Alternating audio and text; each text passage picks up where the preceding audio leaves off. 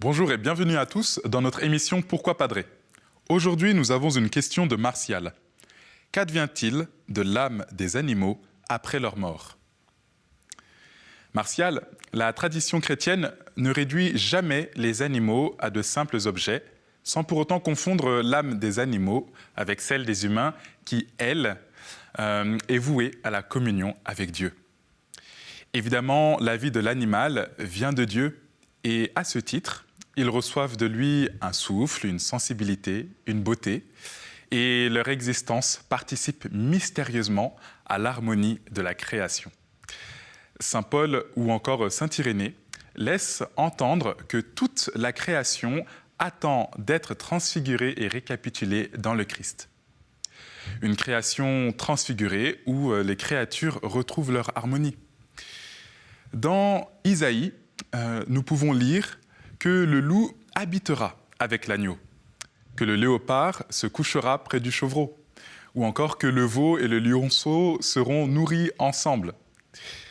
Et de ce fait, nous pouvons affirmer que Dieu ne sauve pas seulement les êtres humains, mais tout ce qui a été blessé, limité ou inachevé dans la création à cause du péché originel. De nombreux saints comme François d'Assise percevaient dans les animaux une certaine fraternité, qui n'est pas seulement dite de manière poétique. C'est plutôt aussi la reconnaissance d'une certaine communion plus profonde que ce que nous pouvons habituellement avancer. En fait, je pense, Martial, que la vie animale, dans ce qu'elle a de bon, subsiste aussi en Dieu, dans un mode que nous ne pouvons vraiment imaginer ni affirmer de manière certaine, mais que l'espérance chrétienne n'exclut jamais. Les animaux ne sont donc pas totalement perdus. Heureusement, nous pourrons retrouver nos animaux de compagnie préférés. Nous retrouverons certainement en Dieu, d'une manière ou d'une autre, le sens des relations que nous avons avec nos 30 millions d'amis.